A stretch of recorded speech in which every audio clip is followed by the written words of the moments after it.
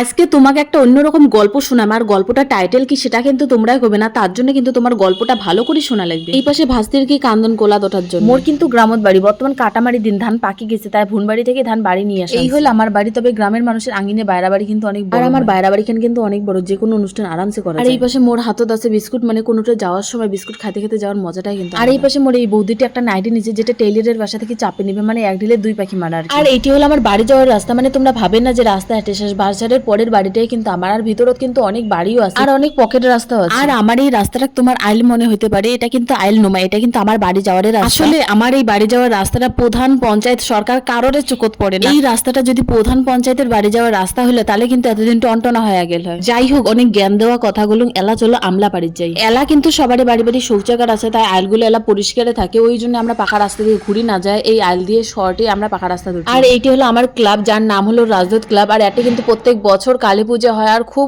আনন্দ হয় কালী পূজার। তোমরা কালী পূজার সময় অবশ্যই আসবেন আমার রাজদূত ক্লাব। আর আমরা সবাই যাবাত হচ্ছে, আমার বাড়ির পাশে তো একটা বৌদি আছে, যার বাড়ি থেকে আমরা প্রত্যেক বছর আমলকি নিয়ে আসি টক ঝাল মিষ্টি আচার বানাই, যেটা বৌদিকে দেই আমরা। আর রাস্তা দিয়ে যেতে যেতে হঠাৎ আমি সামনে দেখো এই বাঘটা, যেটা দেখি আমার খুব ভয় লাগছে, তবে খুব মায়াও লাগছে। বাঘটা হয়তো অনেকদিন থেকে না খাইতে শুকিয়ে কুকুরের মতো। আমার কাছে তার খাবারও ছিল না, বিস্কুটের প্যাকেটটাও শেষ হয়ে গেছে। আর এই পাশে আমরা বৌদির বাড়ি আসছে, যেটার জন্য আসছে সেটা হলো, আর এই হল আমলার গাছ। তোমরা হয়তো দেখতে পাচ্ছেন অনেক আমলা হচ্ছে, তবে আমলাটা অনেক ছোট ছোট, যেটা দেখি আমার মন ভাঙে গেছে। আর বৌদির বাড়িতে কিন্তু আমলা বাদে জলপাই, সুপুরি, পাঁচকল, কলা, অনেক ফলের গাছ আছে। আমরা বৌদির বাড়ি যাই, বৌদির বাড়ি ঢোকার আগত বাড়ির 4-5টা আগত ঘুরে নিল। বাড়ির ভিতর যায় দেখি বাড়ির বৌদি নেই, বৌদি নাকি জ্বর আসছে, আর বৌদি পাশের বাড়ি গেছে ওষুধ আনার জন্য। আরে পিসে ছিল, তো পিসে বৌদি ডাকার জন্য গে বৌদি বাড়ি তারাগান্দা ফুলের গাছ গাচ্ছে, আর ফুলটা এত সুন্দর লাগিত হচ্ছে দেখি, আর মনটাই মারিল না। ফুলটা মোর খুব কানত দেবের মনটা গেছে, তাই আমি একটা ফুল ছিঁড়ি মোর কানত দিলুম। তো তোমরা এটা দেখে আমাকে কোনো খারাপ মন্তব্য করেন না দয়া করিয়ে। আর এই বোনটাও সাজগোজ খুব পছন্দ করে, তা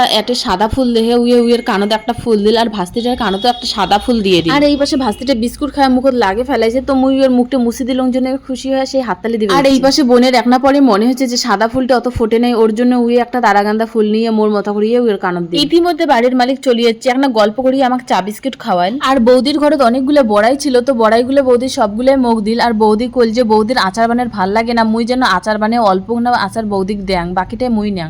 আর এই পাশে বৌদির বাড়ির জাতি নিমের গাছ আছে, তো জাতি নিমের গাছ থেকে কিছুটা পাতা পাড়ে নিলং বাড়িতে ভাজা করে খাওয়ার জন্য। নিমের পাতা অনেকে পছন্দ করে না তিতের জন্য, তবে নিমের পাতার রসকন বা ভাজা দুইটাই কিন্তু আমার খুব প্রিয়। আর আমার বৌদি কিন্তু সেই কাজ করে পুরুষ মানুষের মতো। এই পাশে শরীর খারাপ, সন্ধ্যা লেগে গেছে, তাও দেখো কি কাজ করে। আসলে গ্রামের মানুষ টাউনের মানুষের মতো অত আতুকুতু নুমায়, যেমন মুই। যাই হোক, সন্ধ্যা লেগে গেছে, আর আমরা যেটার জন্য আসছি আমলা নিবের জন্য, আমলার গাছে আমলা এলাও ছোট। তো এর পরের একটা ভ্লগে আমলার ভিডিও নিয়ে আসিম। তো আজকের মতো এটা টাটা।